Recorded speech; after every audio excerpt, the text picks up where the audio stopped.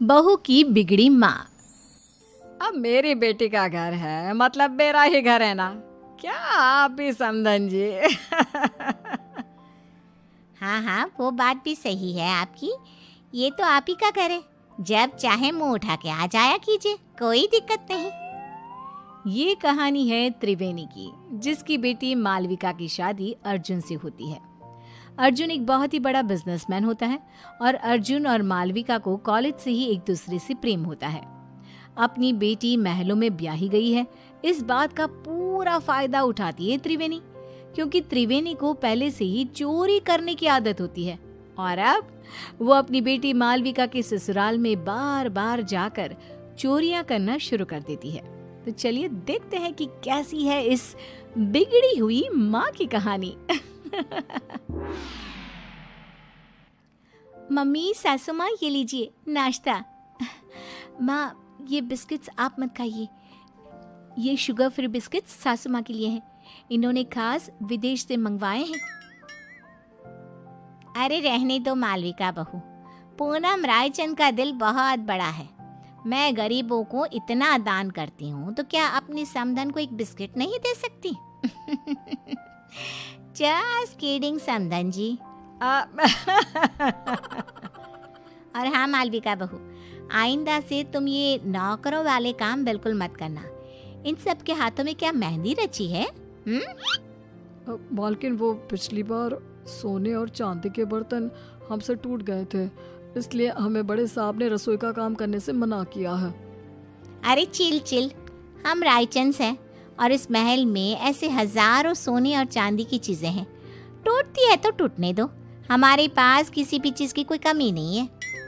ये सब सुनकर त्रिवेणी के मन में लालच का प्रकोप जाग उठता है और वो मन ही मन पूरे महल को निहारते हुए कहती है, हाय, अब जब ये पूनम रायचंद अपनी जुबान कह रही है, फिर तो इस घर पे भी हाथ साफ करना ही पड़ेगा। अपनी बेटी का ससुराल है तो क्या हुआ, इसमें कोई लाज शर्म नहीं। उल्टा मैं तो भाग्यवान हूँ कि मेरी बेटी एक महल की बहू बनी है। त्रिवेणी अब रायचंद मैंशन में रोजाना आना शुरू करती है और वो चुपके से पूनम के कमरे में घुसकर उसकी अलमारी से उसकी साड़ियाँ और गहने चुराती है और अपने बैग में लेकर पीछे के गेट से रफू चक्कर हो जाती है। पूनम जब हॉल में आती है तभी, अरे मालविका बहू, समधन जी कहाँ चली गई? अभी तो यहीं थी। सासू माँ, वो मम्मी को ना आज मंदिर जाना था, आज कोई बड़ी पूजा है वहाँ, इसलिए वो चली गई। पूनम जब अपनी साड़ियाँ और गहने गायब दिखती है तो, ओफो, लगता है फिर से मैं अपनी साड़ियाँ और गहने कहीं रख कर भूल गई। लगता है लॉन्ड्री में गई है साड़ियाँ और गहनों को पॉलिशिंग के लिए दिया होगा। पूनम को भूलने और लापरवाही की आदत थी और कोई भी चीज़ यहाँ से वहाँ हो जाए तो वो उसका कसूर अपनी लापरवाही पर थोप देती, जो कि सच नहीं था। ये बस पूनम के मन का भ्रम था। ऐसे ही त्रिवेणी कभी रसोई में से चांदी और पीतल के बर्तन, कभी महल के मंदिर में से महंगी मिठाइयाँ, कभी कोई फ़ोन, कभी कोई घड़ी, तो कभी तिजोरी से पैसे चुराती रहती और महल में कानों कान किसी को भनक तक नहीं लगती। एक बार, अरे ये क्या मालविका, हमारी तिजोरी खाली और खुली क्यों है? इसका मतलब घर में चोरी हुई है। तुम रहती कहाँ हो? तुम्हारा हमारे कमरे ऊपर ध्यान नहीं रहता है क्या? ये क्या बेतुकी बात कर रहे हो आप अर्जुन? मैं इस घर की बहू हूँ और मेरे कंधों पर दुनिया भर की जिम्मेदारियाँ रहती हैं। अब क्या मैं कुर्सी लगाकर कमरे में बैठकर चौकीदारी करती रहूँ? वही रह गया है क्या? पूरे महल के हाउस कीपिंग स्टाफ और सिक्योरिटी को एकत्रित किया जाता है और सबकी तलाशी ली जाती है। पूनम को अब समझ में आ जाता है कि पिछले कुछ दिनों से सिर्फ उसकी ही नहीं बल्कि महल की काफ़ी चीज़ें भी गायब हो रही थी। पूनम का पति इंद्रेश कहता है, अरे पूनम, तुम खामखा अपने आप पर भुलक्कड़ होने का, लापरवाही होने का शक कर रही थी, जबकि चोरियां सिर्फ हमारी ही नहीं, पूरे महल की चीज़ों की चोरी हो रही थी और मालविका बहू और अर्जुन की भी कई सारी चीज़ें गायब हुई हैं। महल में सिक्योरिटी इंचार्ज बोलता है, बड़े साहब, हमने ये बात आपको बताने की कोशिश की, लेकिन पिछले कुछ दिनों से आप शहर के बाहर थे और मालकिन जी भी दिन भर बाहर रहती थी, तो बता ही नहीं पाए। महल में छोटी सी छोटी चीज़ें भी चोरी हो रही है। ये बात तो अब बहुत गंभीर हो गई है और तगड़ी सिक्योरिटी तैनात कर लो। लेकिन अब इस घर में कोई चोरी नहीं होनी चाहिए। तभी वहां पे त्रिवेणी आ जाती है। क्या हुआ दामाद जी, और आप सब इतने चिंतित और परेशान से क्यों नजर आ रहे हो? कोई समस्या आन पड़ी है क्या? हाय हाय। अर्जुन त्रिवेणी को आए दिन होने वाली चोरियों के बारे में बताता है और त्रिवेणी थोड़ी सी घबरा भी जाती है। अरे बाप रे बाप, इतनी बड़ी बात! आम सी बात है, हमारे गली मोहल्लों में ना इतनी सारी चोरियां होती है, तो फिर ये तो एक राजमहल ठहरा। चिंता मत कीजिए आप सब, कड़ी सिक्योरिटी कर दीजिए। मतलब क्या, चोर और चौकन्ना हो जाएगा और कम चोरी करेगा। क्या मतलब है आपका समधन जी? अब हाय हाय, अरे गधेड़ी बेवकूफ त्रिवेणी, ये क्या बोल रही हो? बैल मुझे मार जैसी समस्या खड़ी मत कर त्रिवेणी। समधन जी, किस सोच में डूब गई आप? अब कुछ भी तो नहीं समधन जी, समधी जी, मैं तो बस ये कह रही हूँ कि आप अपना सारा सामान सहज के छुपा के रखिए, इसमें भलाई होगी आपकी। पूनम को त्रिवेणी के इस व्यवहार पर थोड़ा सा शक आ जाता है। त्रिवेणी अब से रायचंद मैंशन में आना जाना कम कर देती है अपने घर में। बस अब अपना अगले कुछ दिनों तक का स्टॉक तो मैं भर लाई हूँ। अब वहाँ रायचंद मैंशन में मामला काफ़ी गर्म है।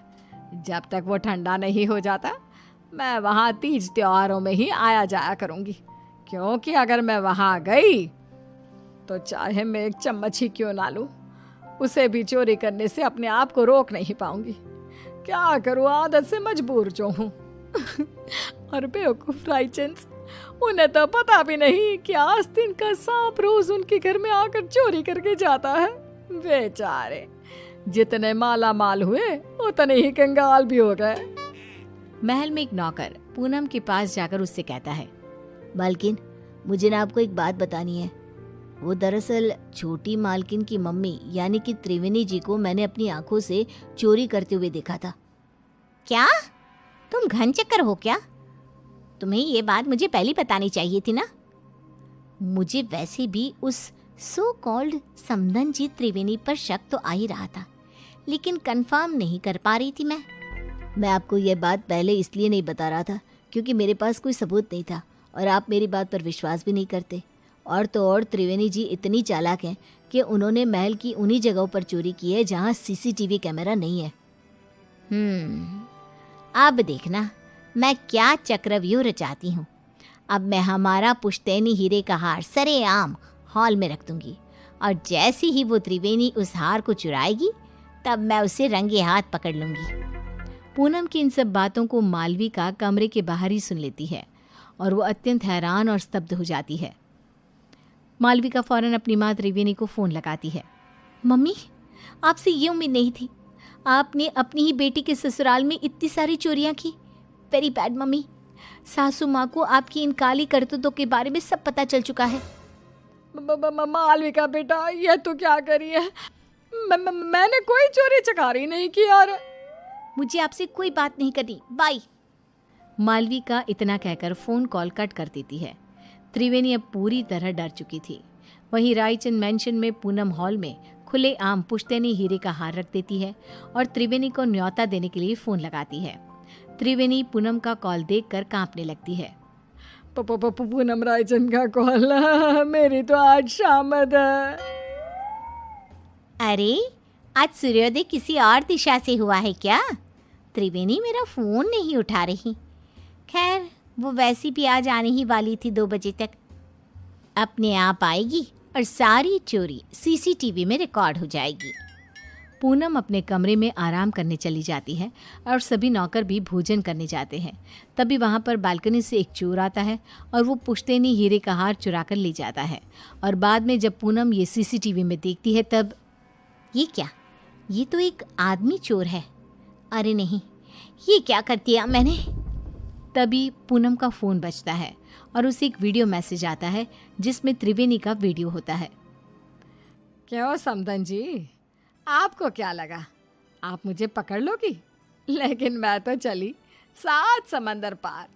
अब आप मुझे कभी पकड़ नहीं पाओगी। मेरी मालविका का ख्याल रखना और अपने सामान का भी। त्रिवेणी, तुम्हारी इतनी हिम्मत! पूनम गुस्से में फ़ोन पटक देती है और वहाँ त्रिवेणी एरोप्लेन में उड़कर सारा चुराया हुआ सामान लेकर रफू चक्कर हो जाती है।